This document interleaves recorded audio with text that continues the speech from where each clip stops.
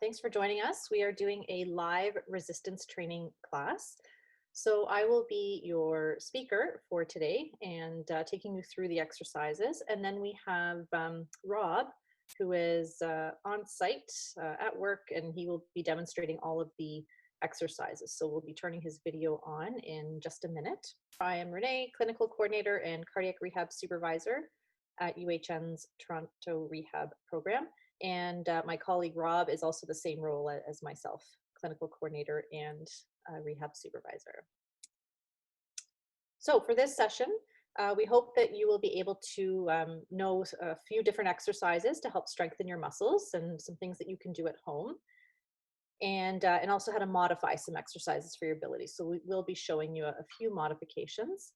And specifically with the exercises today, we are showing you some things that you can do without any equipment at all. So you don't have to worry about whether you have weights or TheraBands, stuff you can just do around the house. So a couple of ground rules before we get started. A reminder that these sessions are for education only. It's important to connect with your healthcare provider for any specific advice to your own situation.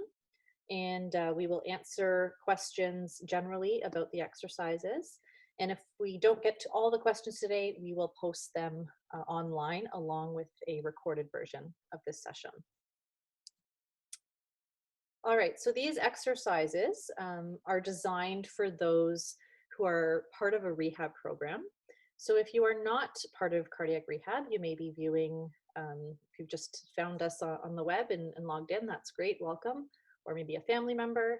So if you're not part of a program, maybe watch the videos first, talk to your own doctor, and then you can always go back to the recorded session to try these out. And please remember, when you are doing these exercises, giving them a try, you should not feel any pain anywhere. So nothing sharp or pinching in your joints. It's normal to feel a little bit of tension in the actual muscle that's working in the moment. But nothing sharp or pinching as you're doing the movement. It's also normal to have a little bit of muscle soreness the next day. So not right away, but tomorrow when you wake up, you might get a little bit of muscle soreness after trying some new exercises. And that's okay, it should go away in a day or so. Some other things to remember before you start. So we want you to do sort of a self-screening before you do these exercises along with us. So think about, have you been feeling well this past week? Has everything been feeling as normal for you? Right now, if you're going to try these exercises, you should be free of any chest pain or shortness of breath or dizziness or any symptoms at all. So you should feel well and ready to exercise. Think about, did you take all of your medicine as usual today, your regular prescribed morning medicine? And if you are living with diabetes, is your blood sugar at a safe level right now to exercise so that you're not at risk of going too low with exercise? Remember, every time that you move your muscle, that working muscle helps to use up the sugar that's in your blood, which is a great thing, a good way to help manage blood sugar. But making sure that if you are at risk of a low blood sugar, that you're starting off at a good level so that you don't drop too low with exercise. Okay. Great. So as you will notice, Rob is in our kitchen at work there. So we thought it might be a good idea. Yes, and an empty fridge. A good idea to show you that these exercises can be done almost anywhere, in your home. And we're actually going to use part of this kitchen for some of our exercises as we go through, since we are not using equipment. So before any exercise, we always start off with a good warm-up, a dynamic warm-up we call it. And that's to get the muscles warmed up, get the blood flowing. So this is our first warm-up exercise, the standing march. So you can do this just marching in one spot, bringing your knees up. An alternative, if you're not comfortable with your balance, you can do a sort of a modified march, sitting in a chair, but still bringing your knees up.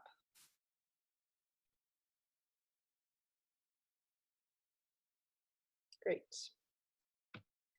Okay, the next warm-up is the shoulder rolls. So Rob is just rotating his shoulders, nice big circles, rolling back.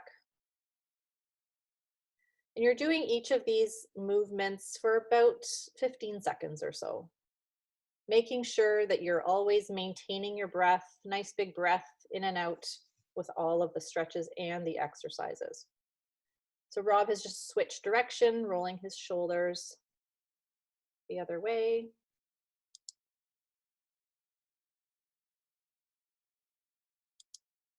Okay. The next exercise is a leg swing, and this is to help warm up your hip joint. So make sure you're holding on to something for balance. Oh, I'm just getting a comment from someone. They're not able to see Rob's screen. If you play around on the top right of your corner, you should have different options to view, a speaker view or a gallery view. If you play around with those, see if you're able to view Rob's screen. You won't hear anything from Rob, only from me, but you should be able to view Rob in the kitchen.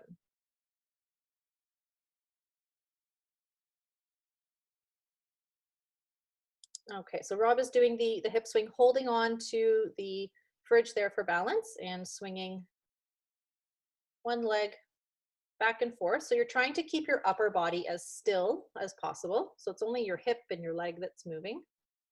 And just a nice gentle swing to warm up the hip joint.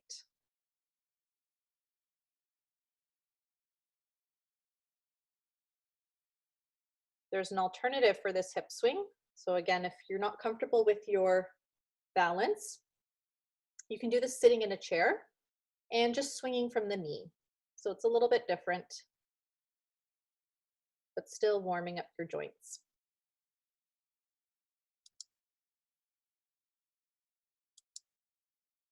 And the other leg there.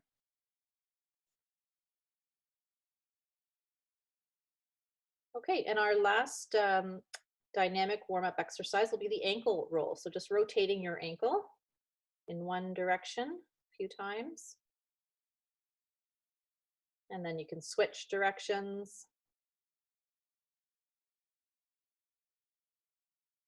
And then the other foot.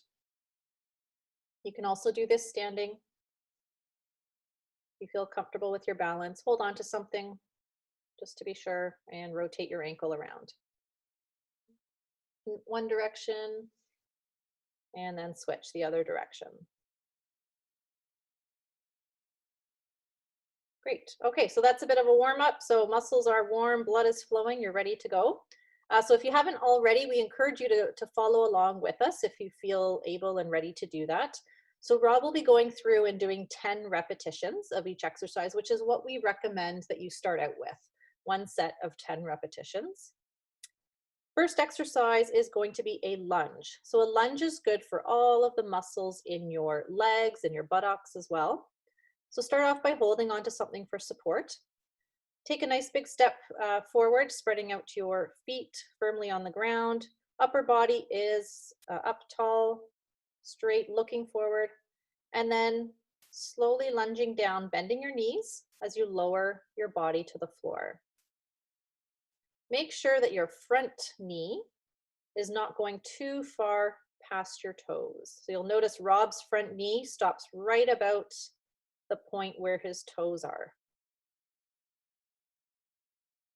This is so that you don't bother your knees or cause any pain.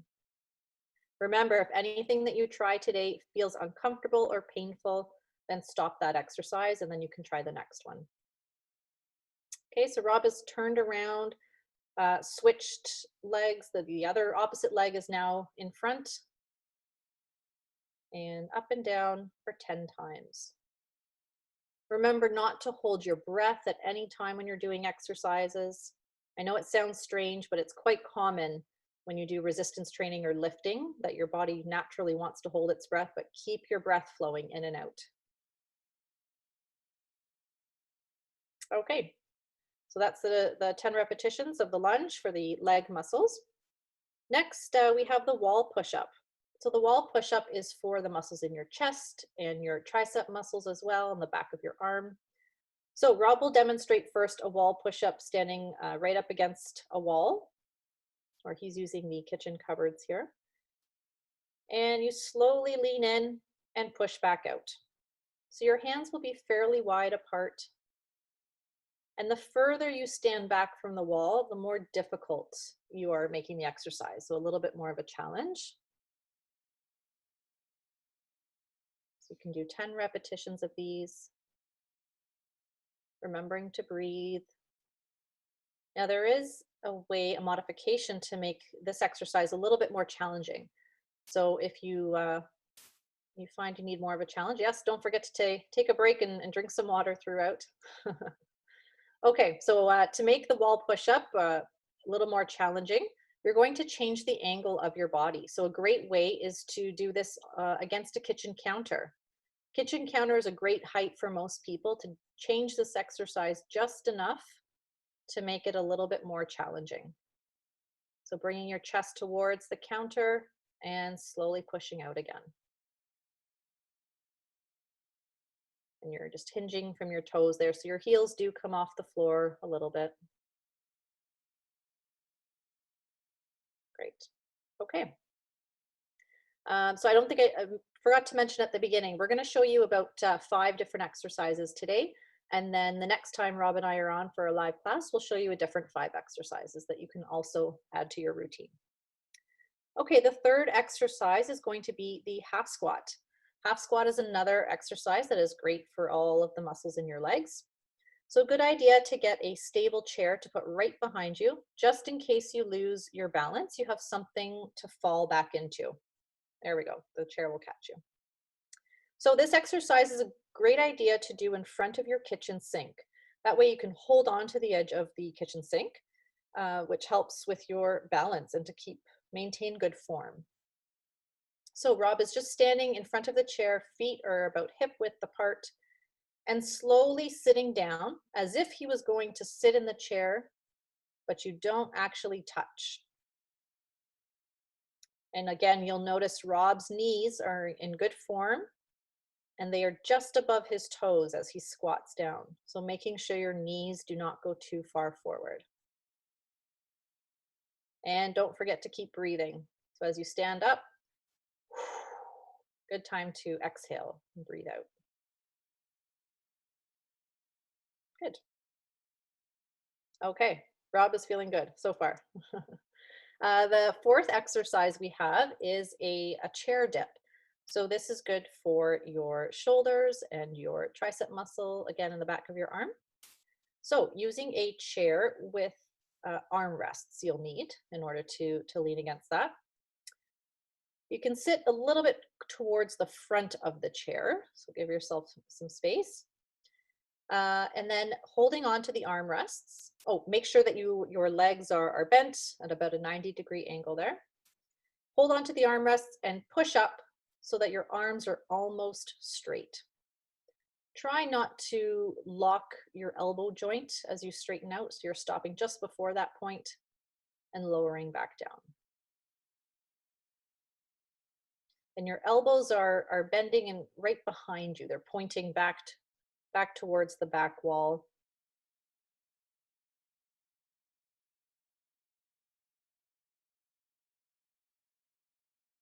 Okay, good. There is a slight progression for this exercise if you need to make it more challenging for you. So if you change the position of your legs a little bit more straight out in front of you, and then do the chair dip, you're changing the angle, and it does make it more challenging, more difficult.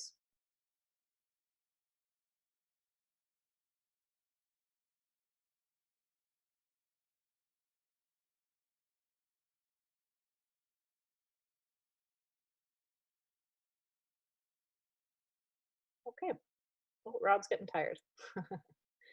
Okay, and the fifth exercise for today is the heel raise. Oh, I'm sorry, I just noticed a question in the question box. 1 second here. There's a question, if you don't have a chair with arms. So if you don't have any chairs at home that have an arm rest, Rob, I wonder, could you do this against the kitchen counter with your back to the counter? Does that work? Yeah, how does that feel, Rob? Give me a thumbs up after if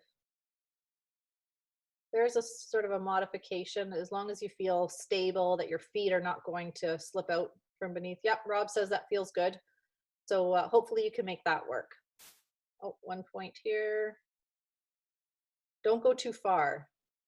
Yeah, no, don't go too far down. So watch when Rob goes down. The upper part of Rob's arm is almost parallel with the floor, and the elbow is about 90 degrees with the elbow. No, don't make a smaller angle than that. Okay, good. Okay, we will move on to the fifth exercise, heel raises. So this exercise is for the muscles in your lower leg, your calf muscles, right down there where Rob is pointing. So for this one, you can hold on to something for support. It's good to have to hold on for balance, but we don't want you to hold on too tight. We want your leg muscles to do all the work. So even just lightly touching handles or a fridge, as Rob is doing, just for support. And you push up onto your toes. Your feet are about hip width apart, pushing right up and then slowly lowering yourself down to the ground. Don't let gravity take over and just fall back to the ground. Really slow and controlled movement as you come back down. And you'll feel that in your calf muscle, in your lower leg. Good. All right. All right. Rob is feeling good. Another question here. Can you show me how to do a proper push up off the floor? Oh, there's someone challenging Rob. So push-ups on the floor, we don't usually recommend to do a push-up on the floor because it's quite a much more intense exercise, especially for those living with heart disease. It can really make your blood pressure go up a lot higher. That's not to say absolutely everybody can't do a push-up, but usually we like to watch form and breathing in person. Looks like Rob is going to demonstrate a push-up.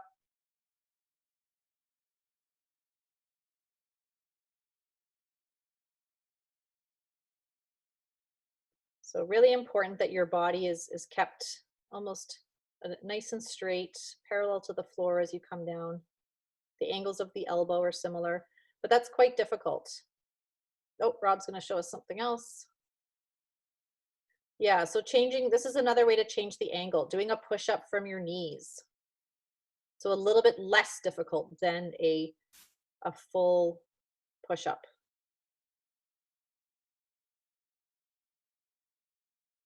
There we go.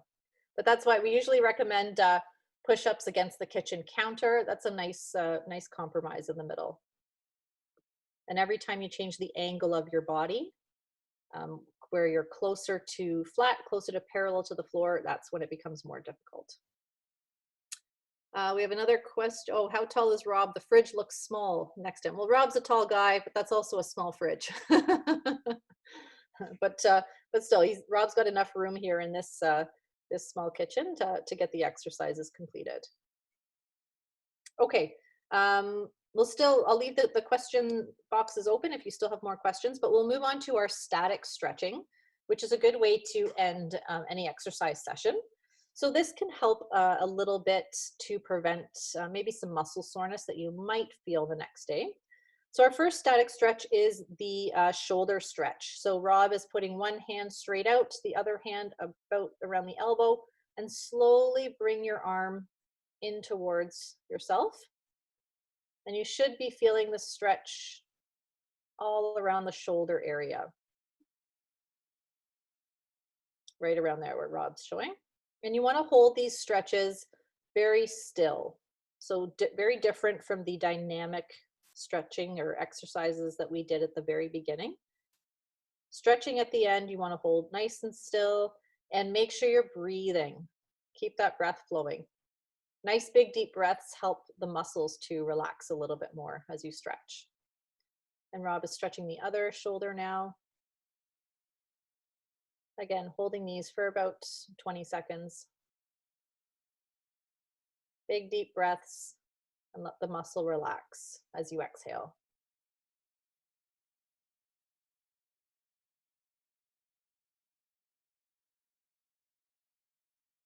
Okay, Next stretch is a chest stretch for the muscles in your chest.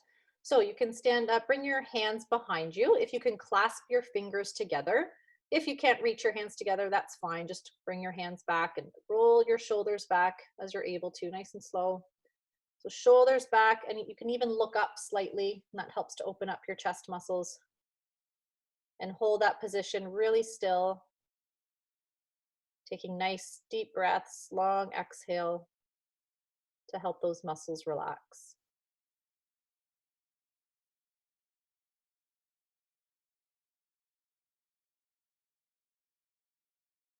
Good. So the next stretch is a hamstring stretch for the muscle in the back of your leg. So Rob, is normally we do this stretch in a standing position, but it can also be done in a seated position. Rob was letting me know earlier today that his back was a little sore. This is a great modification. Seated in a chair, a little bit closer to the edge of the chair. One leg is bent for support. The other leg, the leg you'll be stretching, is straight out, heel on the floor, toes up to the ceiling, and then just leaning forward as far as you can, just until you feel a little pull and stretch in the back of your upper leg. You don't need to touch your toes or reach all the way, just enough until you feel a little bit of tension in the back of your leg. And once you feel that point of tension, hold really still, nice deep breaths. And then the other leg, heel in the ground, toes to the ceiling, and then just reach just enough until you feel that stretch in the back of your leg.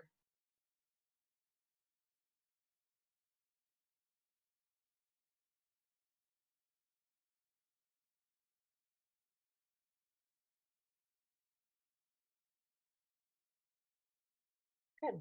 Okay, and our last stretch is the calf stretch for your calf muscle and your lower leg. This one can be done leaning up against or pushing up against a wall or the kitchen counter you can use again. One foot is in front, one foot behind. Take a look at your toes, make sure they're both pointing forward. Straighten out your back foot if you need to. Your back heel will remain planted on the floor, and then you bend your front knee, lean forward just until you feel a little bit of stretch or pulling in the lower leg of your back foot.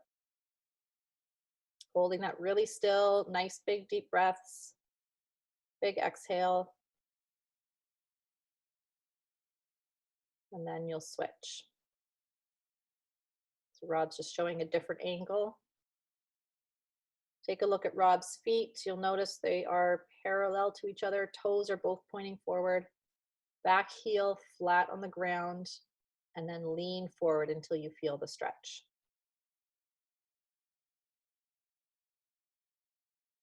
Deep breath, and as you exhale, you should notice that your muscle starts to feel a little more relaxed during the exhale.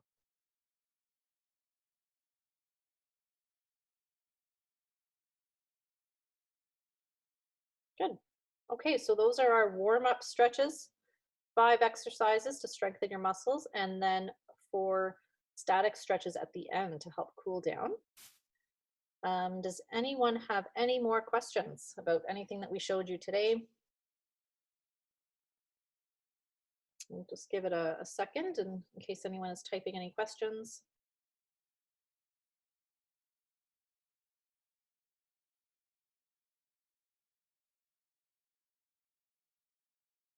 Thank you, Rob. Enjoy your drink of water. Don't forget to hydrate and drink after your exercises. Okay, a question here. How many sets of 10 do we do? So we recommend starting off with 1 set of 10 repetitions. So Rob did each exercise 10 times today. And then do that for the first week. Twice a week is good to get benefits. Spreading out your the days that you do exercise throughout the week so that you have a day of rest in between, let your muscles recover. And then the next week, if everything feels good and you're doing it again, go up to 2 sets of 10 repetitions. So that means going through the list of exercises 1 time and then back to the beginning and do another 10 of each exercise. After that, 2 sets is good, but you will slowly change your repetitions, eventually doing 12 repetitions of the exercises and then 15 repetitions of the exercises as you progress. 15 is about the max number of repetitions. And then after that, you can change up the exercise, make it more challenging if you need to. Okay, another question.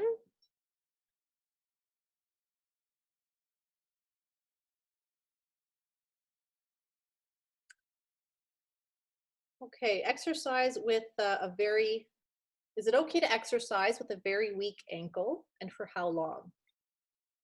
Um, so this one, it depends what's wrong with your ankle, but just like any other joint in your body, as you go through these exercises, if you are feeling any pain in your joint or anything sharp or pinching, do not do the exercise. Just leave that one out. Maybe you can speak to your rehab specialist afterwards to get an idea of a better modification for you. But remember, nothing should cause any pain when you do these exercises. Excuse me, I'm just having a drink of water.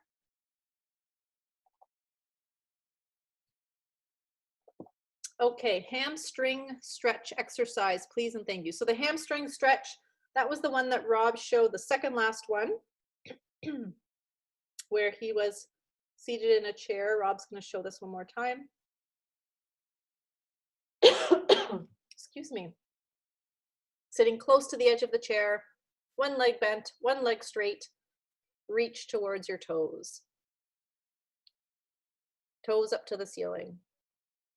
And you'll feel that right in the back of your leg. That's the hamstring that Rob was pointing to. Okay, another question. How soon after bypass surgery is it okay to do the chest stretch? So chest stretch, I would, soon after surgery, when everything's feeling well, it's a good idea to keep your shoulders moving. So similar to that shoulder roll exercise that Rob did at the beginning. Soon after surgery, a few weeks after, everything is, the bones are, and the actual stitching is all healed up, but your muscles will be sore for quite a while. That's normal, but it doesn't mean that you want to hold your muscles still for weeks and weeks and weeks. Good to keep them moving. Yeah, if you do that, which is common after surgery, but it will make you feel more stiff. So good to open up your chest. See, as Rob is doing, standing tall, bring your shoulders back, head up, and try some of those shoulder rolls. You can do that fairly soon after surgery, just to keep everything moving. And then 6 weeks after surgery, for most people, you'll double check with your own surgeon when you have follow-up, but 6 weeks after, you can get into doing some exercises. Okay. Excuse me. Another question. For those with knee joint issues, how can the leg muscle exercise be altered? Okay, so we showed you some lunges and half squats, which are good for the leg muscles. But if you have knee pain, there's the half squat that might make you feel, might make your knees sore. All the more reason to make sure you have good form. So notice again, Rob's knee is not going past his toes. And Rob is showing you right now just sort of a quarter squat. So Rob is not going down too far down. He's not bringing his butt down to the chair. He is it's just more of a quarter squat. That should feel a bit better for your knee. So for the lunge, don't take such a big step. There's another modification. Shorter stride, shorter gait.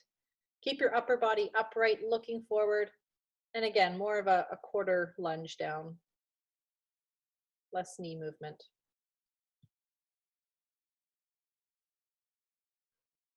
Another modification you can do is what we call the leg extension. So this one, you're sitting in a chair and lifting one foot at a time up to where your leg is almost straight. You don't lock out the knee joint, but just before that point. This is good for working the muscles in the top of your leg. You can also do this exercise using TheraBands or resistance bands if you have those at home. putting those around your ankle. And that gives a little bit more of resistance and a little bit more of a challenge. But that should be a little better for your knees because you haven't got your body weight on your knee joint. Okay. What can you do when your hamstrings are sore? So if you have some muscle soreness, you can try some of the stretching, just moving really slow, not pushing past the point um, of where you're feeling that tension. Also, it is normal if you feel a little bit of soreness the next day after exercise.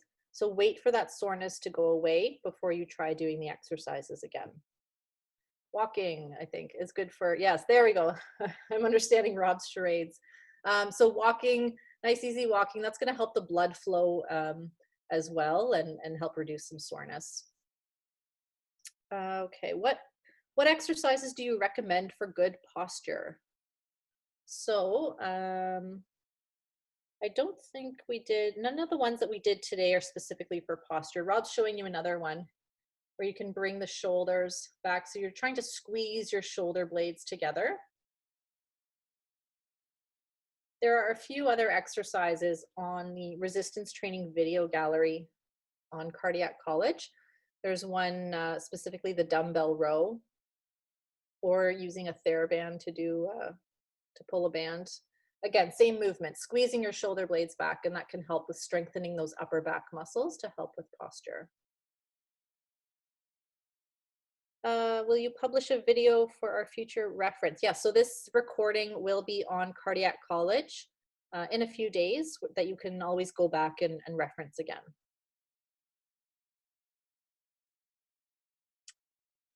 Okay, oh, and some things in the chat box here. What exercise can you do to strengthen your neck muscle? I would say, yeah, you can do some shoulder shrugs. That would help. And even if you were holding on to some weight or something around the house. Another one, when I think of neck muscles, there you go, Rob's holding something with weight to add to make it a little more challenging. Also with neck muscles, I think about core muscles, so all the muscles that run along your spine. So another exercise is the bird dog exercise, or up against the wall. We didn't show this one today, but Rob's going to do a quick demonstration. So up against the wall is the arm and leg extension. And this one helps all of your core muscles around your abdomen, your lower back, all the muscles are up around your spine. And that can help with posture and neck as well. Okay, I think that is all of our questions that we got to today. So thank you for watching. Thank you, Rob, for modeling all of the exercises. And we will be back on some more Thursdays coming up, and we will show you another few exercises that you can try and do along with us. So I'll just go back to my slides here to remind you. So the next session for Cardiac College Online will be on Monday with our mental health focus, again at 1 o'clock.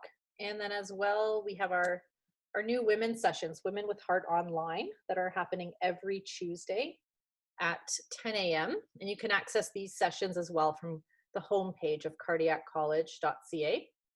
And next Tuesday's topic is Health at Every Size with Maria Recupero, a registered dietitian. So thank you for watching our session today, and we will see you again next week when we continue with more sessions. Have a good day.